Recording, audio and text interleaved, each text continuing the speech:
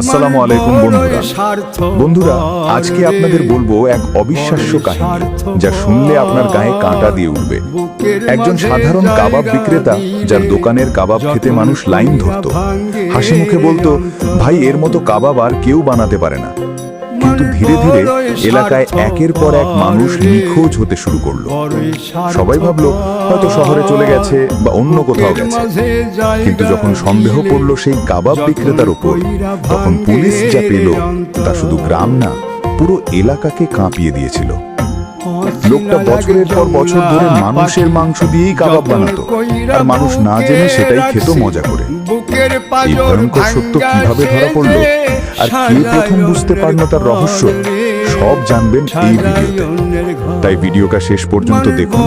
ভালো লাগলে একটা লাইক দিন। তবে তার আগে আসুন আমরা সবাই একসাথে দোয়া করি। হে আল্লাহ,